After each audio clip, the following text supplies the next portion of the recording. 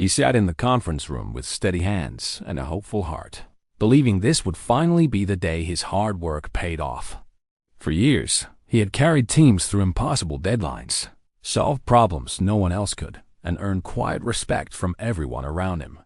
Colleagues whispered his name, certain he would be the next to rise. But when the announcement came, it felt like the air was knocked out of him. "We've chosen someone who better fits our company culture." That one word "fit" sounded gentle but cut like a blade, revealing a truth he had never wanted to face. Sometimes the system isn't failing you. It is designed to overlook you. And in that moment of silent humiliation, a fire he didn't expect began to rise within him. Before we dive in, hit that like button and subscribe so more stories like this reach people who need to hear them. He wasn't someone who chased attention. He came from a modest background, raised in a home where every small achievement mattered because nothing came easy. His father worked long shifts, his mother stitched clothes late into the night, and together they taught him one rule: if you work hard, the world will be fair to you. He carried that belief like a compass when he entered the corporate world. From the first day on the job, he showed up early, stayed late, and took responsibility even when no one else wanted it. He wasn't loud, he wasn't political, and he wasn't the boss's favorite. He was simply the one who got things done. Over the years, he built a reputation as the person you called when everything was falling apart.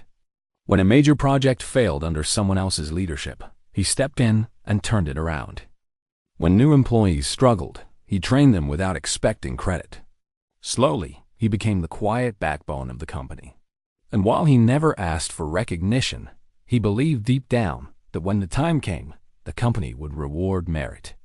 His performance reviews were glowing. His team trusted him. Even managers admitted he had leadership qualities. So when a senior position opened up, people didn't just expect him to apply. They assumed he would win it. Colleagues congratulated him in advance. Some said, "Finally, your time has come." And for the first time, he allowed himself to believe it too. But what he didn't know, what he couldn't see, was the silent conversation happening behind closed doors. A conversation not about his achievements, but about something else entirely. Something vague. Something unfair. Something he could never have prepared for. That quiet misjudgment, wrapped in polite language, was waiting for him like a storm hidden behind a clear sky. The first sign that something was wrong came weeks before the promotion decision, but he brushed it off at the time. Meetings he was always invited to suddenly happened without him. Responsibilities he had handled for years were quietly reassigned. A new manager, someone who barely knew the team, began dropping phrases like fresh perspective and culture realignment, words that sounded harmless but carried an uncomfortable tone. Still, he kept working, believing performance would speak louder than politics. And it should have. His project results were the strongest in the department. Client satisfaction was at an all-time high. Even senior colleagues openly said no one else came close. Yet, as the interview process unfolded, he noticed the subtle shift. Questions that had nothing to do with competence. Comments about energy, vibe, and personality match. It felt strange, almost coded, but he reminded himself to stay professional. Then came the moment that changed everything. A younger colleague, far less experienced but socially closer to management, began receiving unusual attention. He was invited to lunches, strategy discussions, and even private brainstorming sessions. People whispered that the decision was already made, that the promotion was no longer about merit, but about comfort, who they felt fit better with their circle. He tried not to believe it. He wanted to trust the system he had devoted years of his life to. But deep down, a quiet ache grew. And then came the announcement he would never forget. Standing among his colleagues, he watched as the younger, less experienced employee stepped forward to accept the role he had poured his heart into. Management smiled, applauded, and praised the new leader's fresh energy and perfect cultural fit. There was again that word, fit, a word that excused favoritism and disguised bias. A word that dismissed years of dedication with a single, polite sentence. His chest tightened as claps echoed around him. People avoided looking at him. Some muttered, "You deserved it," while others shook their heads in disbelief. But the worst part wasn't the humiliation. It was the silence from the people who knew the truth but chose comfort over fairness. That evening, as he cleared his desk, he didn't feel anger. He felt betrayal. He had followed every rule, delivered every result, sacrificed family time, health, and weekends, believing merit mattered. Now he saw the reality.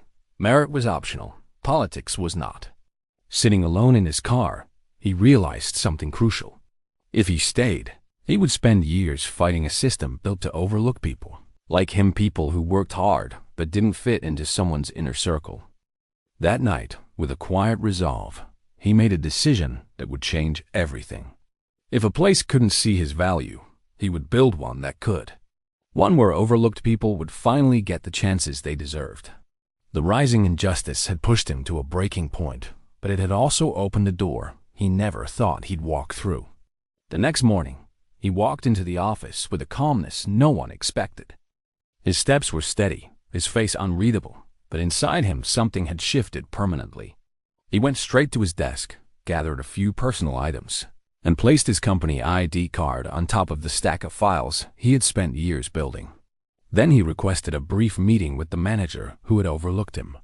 He thanked them for the years of experience, for the challenges that shaped him, and for the lessons he learned.